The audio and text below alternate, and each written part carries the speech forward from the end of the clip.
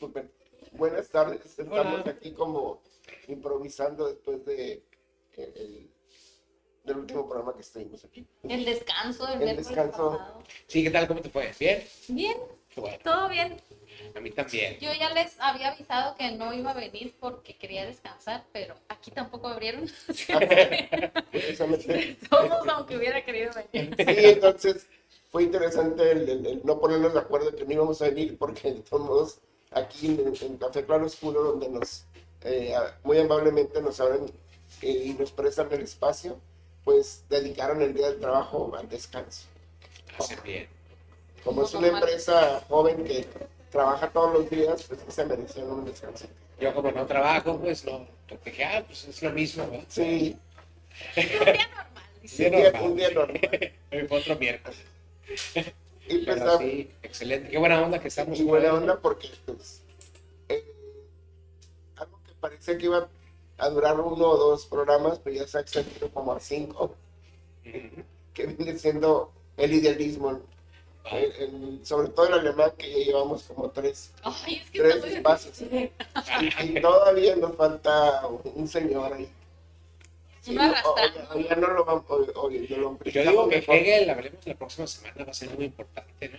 Sobre todo cuando hablemos de Marx, ¿no? Ujú. Cuando hablemos ya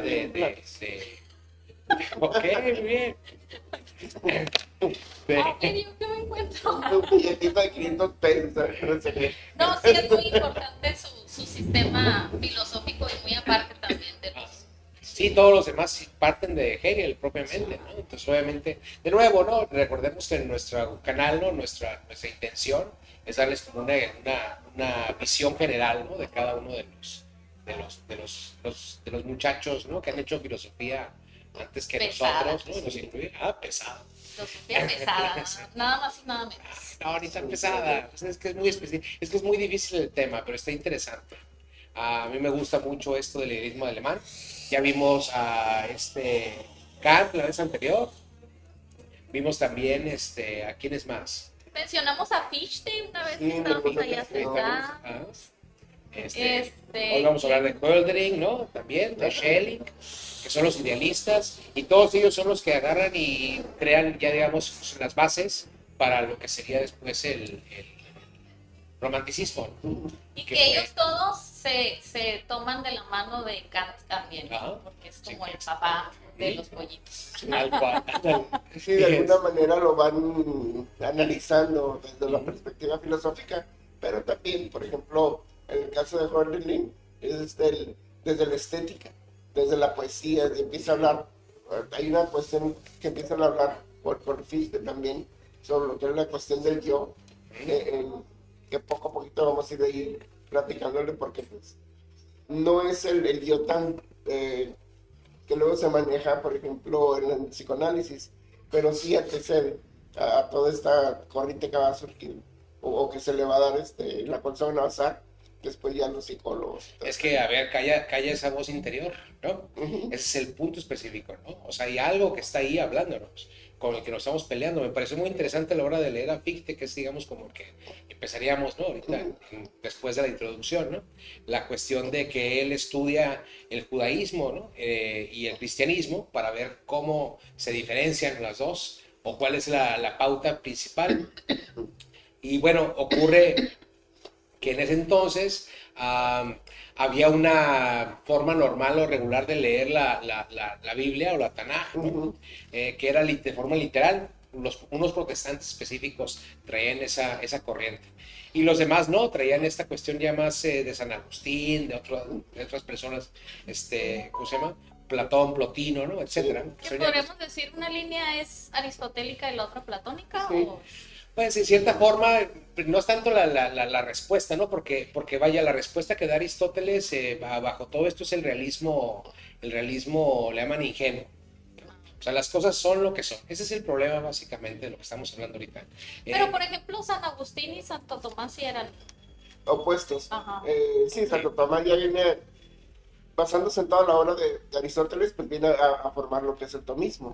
En cambio, San Agustín no, es incluso hubo gente que son neoplatonismo o neoplatónicos, Sí. que empiezan a crear nuevas escuelas de pensamiento. Y Fichte toma estas corrientes pasadas porque precisamente habla de esto, precisamente de que nosotros vemos ahí cuando en la Biblia lo que recuerdan, ¿no? Desde Moisés hasta el Génesis, todas estas cuestiones, si las leemos literalmente dicen una cosa, pero si leemos la palabra de Dios como el Logos, ¿no? Que es como empieza en realidad el famoso Bereshit, ¿no? O sea, el principio fue el Logos, fue Dios.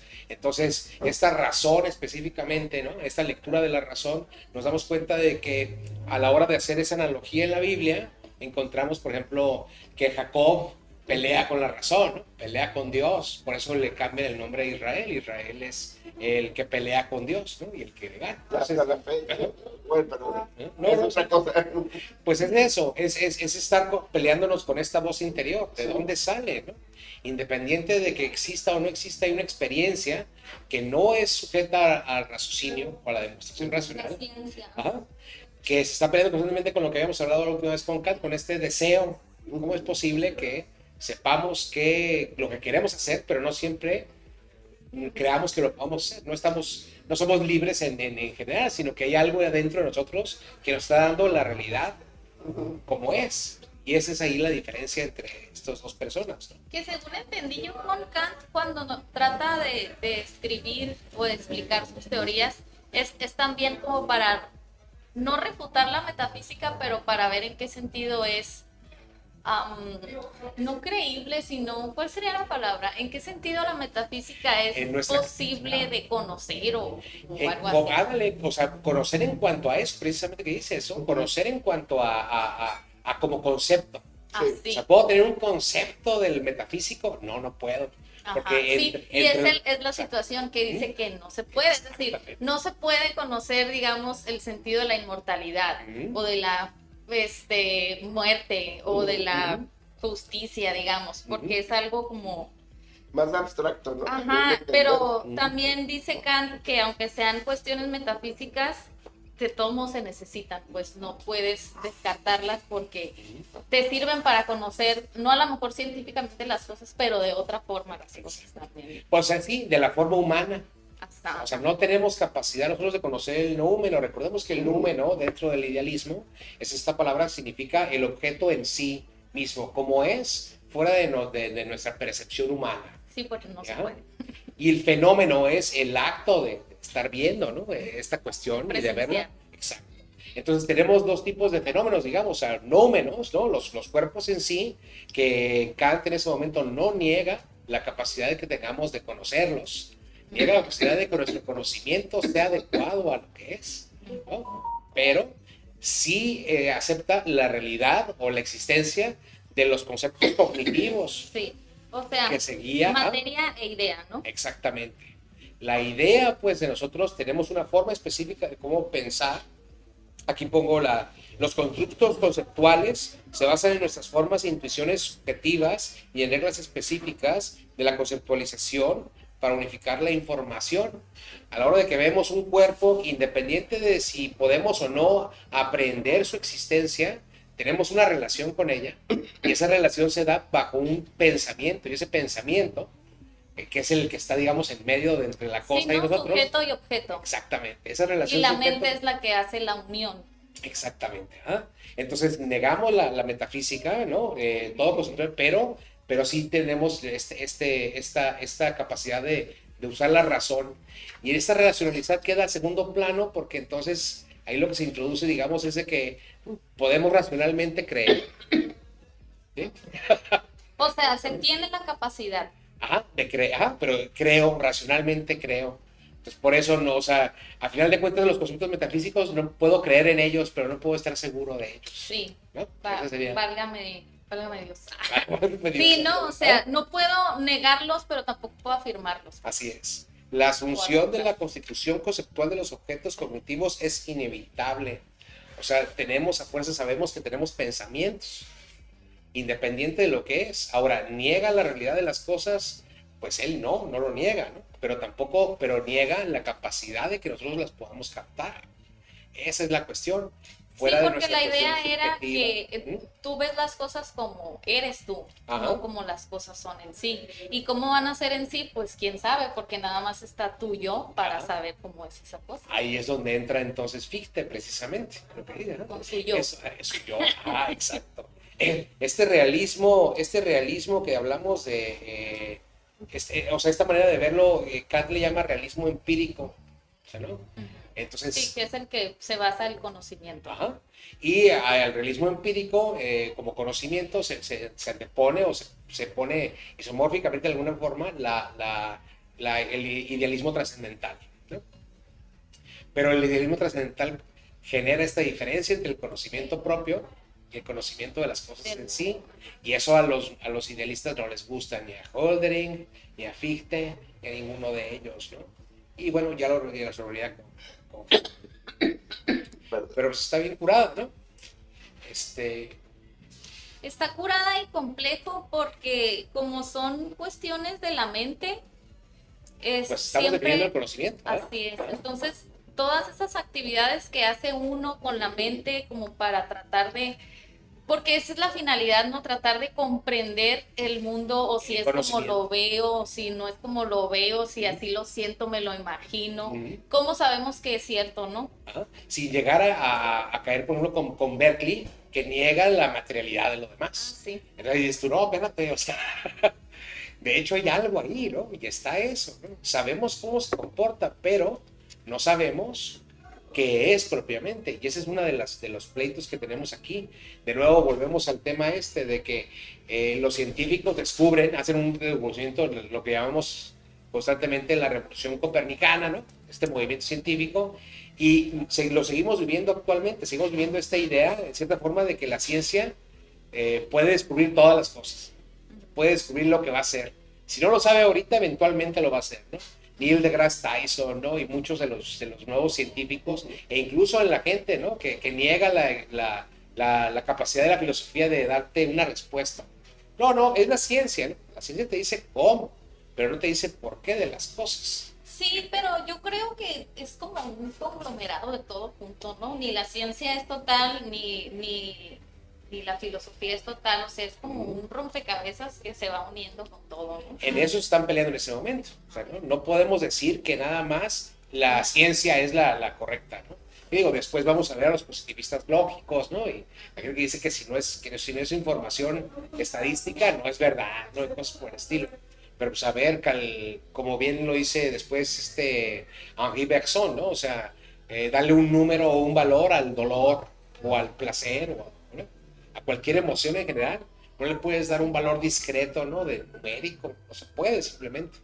Entonces, en eso empiezan es la crítica que se le da a Kant, y a mí me parece que ya el que mejor lo dice un tiempo después, es una persona que se llama Max, perdón, es que me preocupa. Sí. Max Scheler. Scheler es el que toma y dice, ¿sabes qué?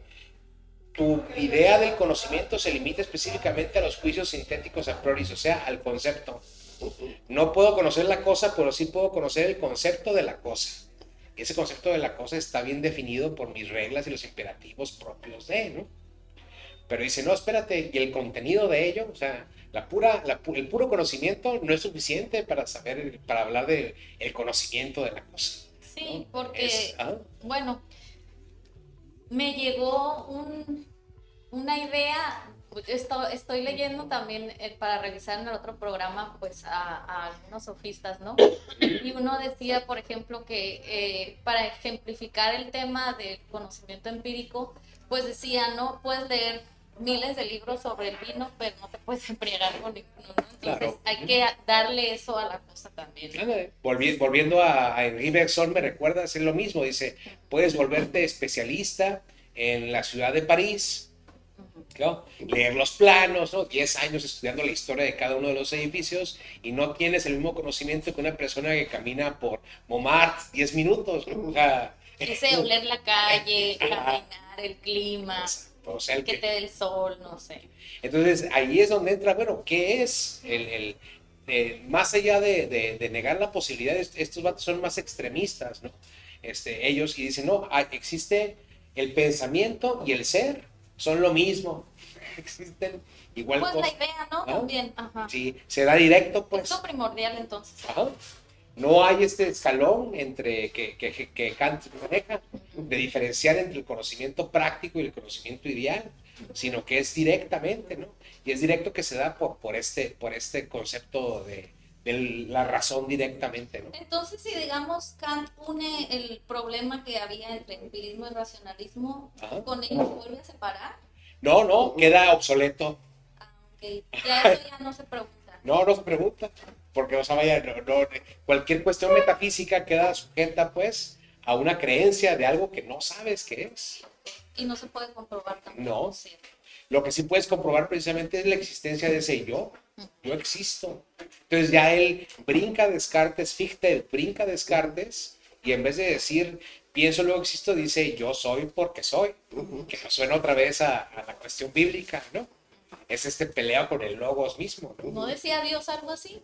Pues sí, cuando se le presenta ante Moshe. ¿O no decía yo soy el que soy, no? ¿Cómo dice? Bueno, es que oficialmente es la traducción que da la Vulgata en la Biblia. La Vulgata es la que escribió San Jerónimo, ¿no? Pero Sí, o sea, no en griego. no, en hebreo. En hebreo es Ani Yehavé, esa V al final, es una mezcla en la lengua semítica, esa V es una, ¿cómo se llama? Con la partícula con la que acaba una palabra, sufijo. Sí, es un sufijo que representa el presente progresivo y el pasado progresivo. O sea, vaya, salud, el presente participio y el pasado participio, perdón. O sea, mezcla el ando yendo con el 2-8 ado ido. Entonces, esa frase es yo siendo el que sido siendo, que significaría es como yo soy el que ha sido, continúa siendo y seguirá siendo. O sea, ya lo que Aristóteles llama o marca como el acto puro. El único que es el que es, o sea, ya como la traducción, digamos, que es el hombre. Es como Pedro Infante lo dijo. Yo soy quien soy y no me parezco a nadie. Me cuadra el campo y el chiflido de los aires, claro. Ajá. Mis compañeros son mis viejos animales. Sí. Chivos y mulas. Y uno que otro viejo fue. ¿Es una canción? Yo Sí, pensé claro. que era una frase de la película. No, en la película, tal cual. Ahí regresamos al Dios. Exacto, Pero, pues, de Fichte. Porque la manera como lo entiende ahora sí, meta mi cucharita. Como lo entiende Hölderlin, es a través de siguiendo, por ejemplo, la definición de estética en Kant, el que a cierto punto lo va compensando con esta cuestión de la metafísica y luego lo extrapola, porque lo que hace a través de la misma poesía, lo que hace es darle ese sentido estético, pues. Y empieza a hablar ya conforme va desarrollando su pensamiento del yo, está más influenciado, primero parte de la crítica a la razón pura, y luego después cae en una obra siguiendo o con la influencia del mismo Fichte, y es a partir de ahí que empieza ya a crear su propio pensamiento. Yo no sabía que escribió una gran cantidad de cartas. De hecho, me encontré un libro que se llama Cartas Encontradas, son cartas entre Kant, Fichte, Hölderlin, Hegel y el otro que se llama Schelling. Y es como un juego de perdón, el que sí fue contemporáneo y muy conocedor fue Hölderlin y esos otros dos. Ellos sí se carteaban. Sí, iban juntos a la escuela. Iban juntos a la escuela, entonces en algún momento han de haber conocido a Hegel también. Kant ya había muerto, ¿no? Claro. Pero se ponen a analizarlo y es cuando empiezan a partir de sus propias. Yo siempre he pensado, o había pensado en Hölderlin más como el poeta, ¿no? Sí. Y cómo se adentra mucho en la mitología griega y a partir de ahí empieza a desarrollar su poesía. No, pues sí, esa fue la parte estética, digamos, o como poeta, pero como filósofo desarrolla una gran cantidad de ideas en las cuales también se basan para poder brincar. El mismo Hegel utiliza algunas de las cuestiones cuando habla sobre estética, por ejemplo. Claro. Lo vamos a ver ya después. Pero, No, no, es que sí, agarran esta onda, o sea, para que nos quede claro, digamos, ¿no? Kant hace la diferencia entre el noumeno y el fenómeno, ¿no? El fenómeno es precisamente lo que estamos experimentando, lo que percibimos bajo nuestra subjetividad, ¿no? Ahora, nuestra subjetividad, no digamos, mi subjetividad como persona respecto a la subjetividad de Félix. Podemos no estar de acuerdo en que esta bebida es la más rica, ¿no? La preferente, etcétera. No, hablo de nuestra subjetividad como humano, pues, ¿no? Como conciencia humana propiamente. O sea, ¿cómo es que existen estas cosas que se los dan para alguien que está abierto, que tiene una facultad de razón, de raciocinio, pues? Se va más allá Fichte agarra y dice, ¿sabes qué? El fenómeno es lo único que existe, no hay tal cosa como el númeno. Tipo Berkeley, pero al revés. Ándale, exactamente. Sí. Sí, de ahí precisamente tenemos estas ideas innatas, pero estas ideas innatas ya vienen para que nosotros podamos encontrar nuestra forma de pensamiento. Vienen directamente, son dadas propiamente. ¿A poco? Sí. Y curiosamente, ya en la ciencia moderna encontramos que efectivamente cuando nacemos nosotros traemos todo un parámetro ¿cómo se llama? Actividades que son más allá de la intuición, o sea, que nos distinguen como seres humanos, incluso en diferencias entre géneros, por ejemplo. Como dijeras, el carácter. Como dijeras, sí, los gustos, etcétera, ¿no? O sea, vaya, hay ondas donde pones a Pero bebés. también hay muchos que se adquieren, ¿no? Sí, pero vaya, pero el cómo se adquieren ya depende de... Bueno, ¿no? pues traumas casi siempre dicen, ya no me gusta esto. Fíjate qué interesante que lo digas, ¿no? El momento en que el niño deja los juguetes atrás, por ejemplo, ¿no? Y se vuelve ahí, me vas a cantar una canción de ¿cómo se llama? Vicente Fernández, ¿no? No, eso no Que tuve... Ah, no, fue de Marco Antonio. Bueno, yo digo como por caso personal porque yo no puedo comer mariscos o ningún animal que esté en una concha porque yo cuando estaba chiquita casi me muero ahogada. Entonces recuerdo mucho ese sabor del agua salada en mi garganta y si yo veo y huelo eso, jamás me lo voy a poder comer. Entonces me regresa como ese trauma y yo no puedo comer. Pero No, yo me refiero pero yo me refiero a facultades cognitivas, como por ejemplo estudios de psicología, donde encontramos que el niño por naturaleza es empático. Que si yo agarro y trato de poner algo aquí y se me cae, el niño entiende que quería hacer algo y te ayuda a hacerlo, ¿no? Ok, o sea, ya es son cuestión de personalidad, carácter. de unión hacia la grey, El pues, entorno. al entorno, exactamente. Entonces, por ejemplo, en niños y en mujeres se encuentra de que cuando el bebé a los 2 días de nacido, ¿no? O lo que sea, si le pones una foto de una cara, los niños y una máquina, los niños por lo general se sienten más atraídos por la máquina o por lo abstracto, y las niñas se sienten más atraídas por la cara. No significa que todas las niñas se sienten por la cara, ¿no? O que todos los niños cuestión de mayoría. pero en cuestiones proporcionales, ya es a los 2 días, entonces ya hay algo ahí que viene, y tú te vas. Sí. Ahorita regreso. Wow. Se quedan platicando muy a gusto. Gracias. Yo los voy a ver ahorita en el camino. Te mandamos saludos. Sí. Manda tus perros. Ándale, luego. A ver, ¿qué onda con Ahí en ustedes? el alto les escribo. Ándale. All right, pues sí, eso es, ¿no? Se apagó la luz. Sí, Se fue Paola y se y fue se les fue la luz. todo el barrio. Es como México, no son apagones. Nos damos muy musicales hoy, ¿verdad? No, sí, es increíble. Estábamos entonces en esto precisamente, ¿no? En esta manera de que si bien hay imperativos, estos imperativos no son propios de la razón en sí, sino que la razón es parte de. Es parte de. Ajá. Y el imperativo del yo, o sea, el yo es un acto puro. Entonces, bajo este concepto, pues, nosotros como seres humanos somos en acto. Un yo no existe per se. Ese es al menos el concepto al que Fichte llega, ¿no? ¿Será como un preámbulo al Dasein? Pues sí, claro, Porque seguimos Dasein, con este... el Dasein es Sí. como el ser siendo, pues, o sea, Sí, o el ser ahí. Entonces, al momento del ser, ya siempre regreso a esas zonas, porque me gusta. El ser ahí yo siempre lo he pensado o lo he entendido como el ser en acción, ujú. el más pragmático o en la praxis. Puedes decir que Heidegger parte de la definición que da Fichte Ujú, a partir de eso. O sea, él dice, ¿quién soy yo? Pues no, primero no sé quién ujú, soy porque no me puedo definir, pero veo que hay cuestiones internas en mí que me apuntalan ujú, a más o menos qué soy, ¿no? O quién soy, ¿no? O por qué, ¿no? Etcétera. Hay una voz interna y esa voz interna me está diciendo qué es bueno, qué es malo, pero ojo, yo puedo hacerle caso o no puedo hacerle caso. ujú, O sea, ostento un grado de libertad. Sin embargo, esta vocecita que escucho, no nada más soy el único que la escucha, sino que trasciende, pues, esta cuestión misma.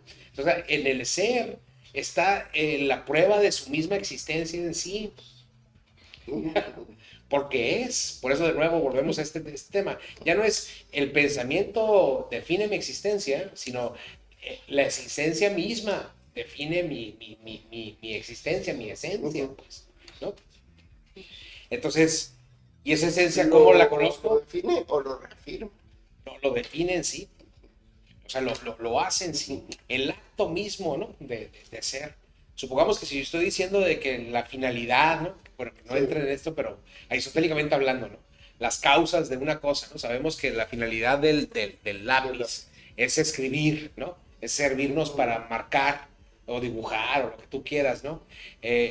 Pues si nos tratamos de hablar con el puro concepto de lo que es un lápiz, no llegamos a su ser. ujú, El ser se va a desembocar al momento que está en acto haciendo el ujú, escrito. Ahí está el definir de lo que es un lápiz o lo que ujú. sea, ¿no? Porque bien, podría yo agarrar y esto podría ser, no sé, pues un arma bueno, Sí, de punzada, ¿no? Cortante, ¿no? ujú, Pero sí, bueno, hay algunos escritos que son muy cortantes, sí, ¿no? claro. Pero ya es otra Las cuestión. palabras hieren Claro. y pueden llegar a cortar. Entonces, fíjate cómo le estoy dando un valor específico, le estoy dando una esencia, una Ujú, existencia al objeto, y no hay en realidad, o sea, vaya, no hay alguna separación entre, ¿no? ujú, Ahora, esto salió a raíz de un descubrimiento o un invento, ¿no? ujú, Eso entramos en otro conflicto, ¿no? Pero qué no es? ujú, Es sí así, ¿no? No encontramos de repente un día como que, oh, mira, hay las mesas salvajes y ujú, decidimos amaestrarlas y ponerlas aquí, ¿no? Sino que la creamos, ¿no? ujú. Pero descubrimos que, pues vaya, para otras cosas o cuestiones nos servía mucho tener esto aquí en la mano para no tener que estar Ya recogiendo nada, por lo que ahí tú quieras. batallando, sí, ¿Ah? sí. O sea, el acto mismo de nuestras ondas es lo que nos define como ser humano. Es lo que decías como el Dasein. Ahí Ujú, lo que entra ya es nuestra historia. Ya no nos sí, define el cuerpo en sí, sino nuestro concepto histórico. Que yo en lo personal también no me voy por ahí, ¿no? ujú, Pero vaya, eso ya es otra cuestión, ¿no? sí, Al menos en este momento se hace esta pregunta precisamente, ¿no? Este, lo que es natural, o sea, vaya, el yo y el no yo, y el no yo es, pues todo lo demás. ¿Cómo sigues, mío? no, un Pajarito, poquito. pajarito. Aún no me sirve la cicuta, por favor.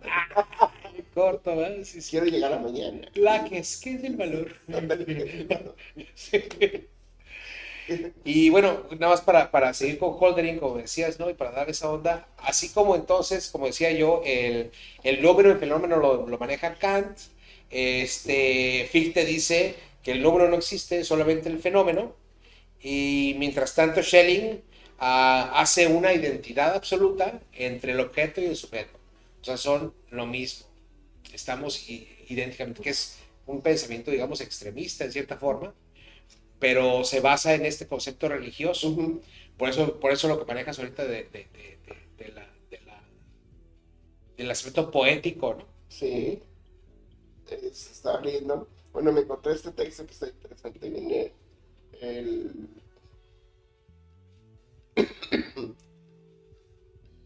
Dice Fisher, al comienzo de las reflexiones que destaca Hölderlin va más allá del cartesianismo.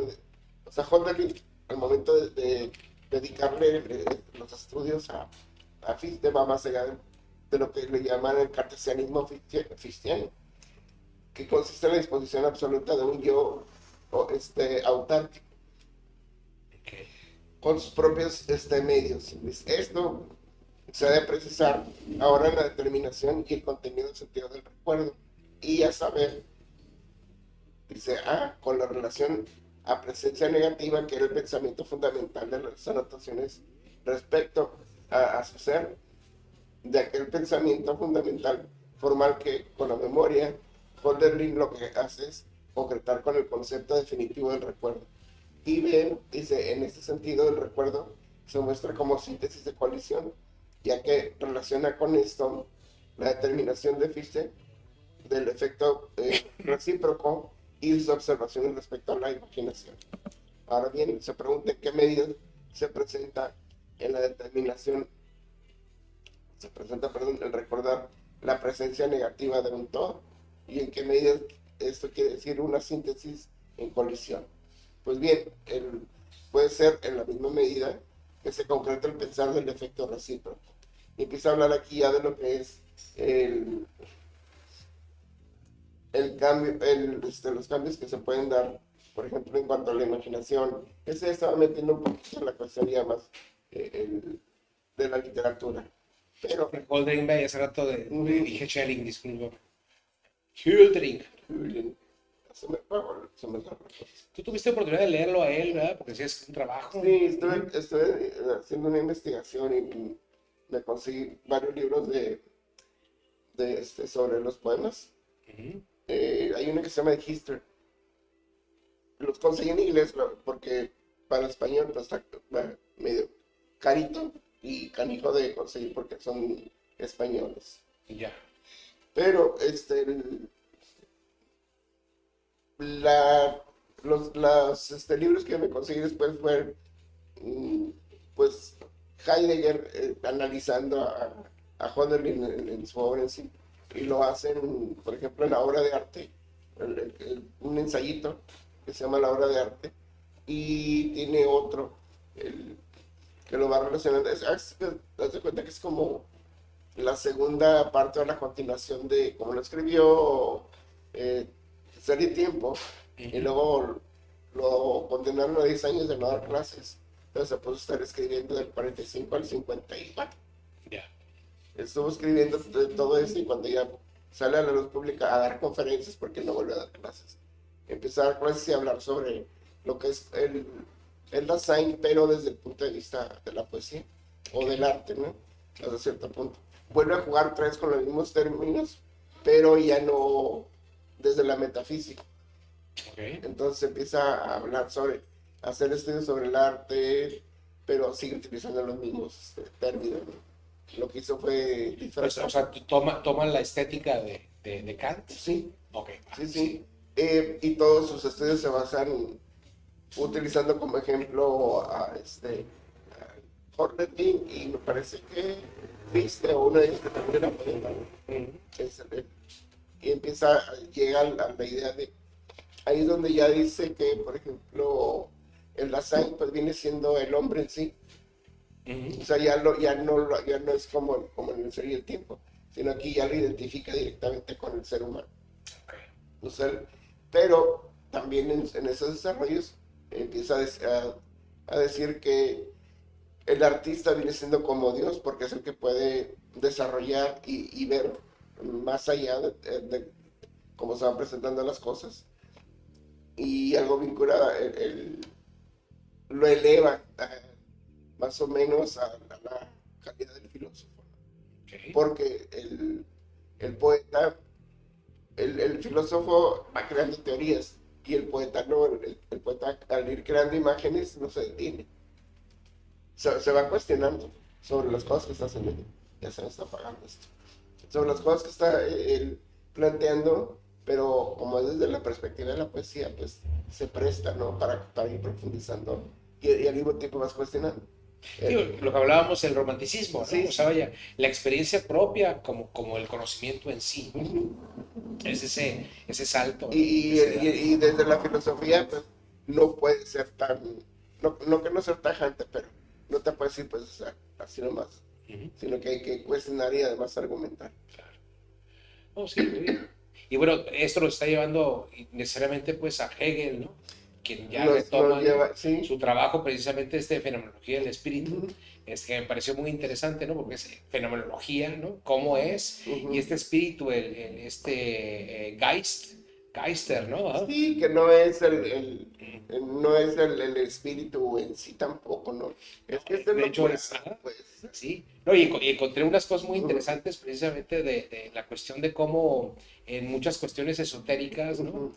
Se toma esto como una especie de, el trabajo de fenomenología del espíritu como una especie de iniciación de la conciencia humana o del propio ser para poder entrar, digamos, en un conocimiento esotérico como inicio. Sí, Una iniciación propiamente. Sí, de ahí podemos hablar del Poltergeister. Ándale, sí. Sí, o sea, está hablando del espíritu, pero es este yo o sea, vaya, independiente de que, digamos, podemos decir que toda la religión es una invención del ser humano, excelente, cabe, ¿no? Pero no podemos tirar, como dicen los gringos, ¿no? El agua del baño con el bebé, ¿no? Al mismo tiempo. Sí. El hecho de que neguemos la cuestión religiosa no significa que no exista una voz interna, ¿no? Algo ahí que nos está dando unos lineamientos que curiosamente coinciden con todos los demás, que si bien no coinciden con exactamente el 100%, pues sí hay un consenso, ¿no? ¿Ah? No sé si podría ser ese consenso porque no llegamos todos, digamos, por votación, sino es ya algo que tenemos intrínseco, ¿no? Y ese es el estudio pero, o sea, vernos fuera de nosotros mismos, ¿no? O sea, vaya, vernos como el objeto en sí, ¿no? Ese es el estudio. Y me pareció interesante porque el estudio que estaba yo trabajando toca a Marx en el materialismo dialéctico, ¿no? Y me da cura, pues, porque el vato se avienta toda una descripción del por qué Marx, si lo tomas así en sí, es una historia o es una religión en sí, propiamente, ¿no? La cuestión de que ahora el malo es el capitalismo, sí, y los demonios son los capitalistas, ¿no? Y existe un grupo de gente buena que es el proletario, y entonces cuando el proletario agarre y tome todo el valor de todas las cosas, viene una utopía del mundo, viene, ¿no? Etcétera, ¿no? Es el pueblo bueno. El pueblo bueno, exactamente, ¿no? Que además pues le queda un Estado, y este Estado, el Estado comunista, es el Dios, ¿no? Y ese pues no puede fallar. Y lo vemos ya después, obviamente, en la historia, que así se da, ¿no? O sea, vaya, si algo ocurría mal, no era por cuestiones del Estado, era por cuestiones de alguien en particular, y pues por el bien del Estado tú tenías que declararte culpable, sí, aunque no lo hayas hecho, ¿no? Se me hace muy curioso porque es como cuando te castigan, pero es por tu propio bien. O sea, te lo merecías, pero entiendes, por tu propio bien, vas a entender de esta manera. Así me dijo el Martínez otra vez. Pues bien, si se fijan, ya nomás estamos dando vueltas y vueltas. A mí ya se me desconectó esta cosa y también se me fue el wifi de la cabeza. Pero bueno, estamos quedando precisamente en la base o el asentamiento de lo que vamos a ver en los próximos programas, ¿no? Seguiríamos con Hegel, yo creo, sí, ¿no? Para dar una explicación. En el próximo programa. Y ya sería, digamos, como que la culmine, ¿no? De la cúspide del idealismo. Sí, por favor. Porque a mí me encantaría precisamente ver las respuestas a este idealismo, pero por qué la importancia, digamos, de que nos hemos concentrado en este tema, porque vamos a ver al siguiente, pues, cuestiones como el nihilismo, como el pragmatismo, como el existencialismo, y todos ellos surgen. El positivismo, ¿no? Que no es el estar sonriendo todo el tiempo, no, señores. Eso no es positivismo. Y inevitablemente o invariablemente el postmodernismo, que son corrientes que salen a raíz del cuestionamiento hegeliano que se hace y de la interpretación. Entonces, pues vaya, a Hegel igual lo vamos a tocar una vez, y no creo que cubramos gran cosa, pero al menos esperamos cubrir las bases necesarias, porque a partir de ahí todos los demás que sigan van a estar tocando los temas hegelianos propiamente, ¿no? Sí, que es como un retorno, ¿no? Ujú. Por todo vaya, es como la estela que dejó Hegel. Sí. Todos los demás van recopilando algunos puntos de vista. Aquí sí, pues ya hablando un poquito adelantándonos. Igual hay una parte interesante en Hegel, que existen dos formas de leerlo. Uno es el primer Hegel y el otro la segunda.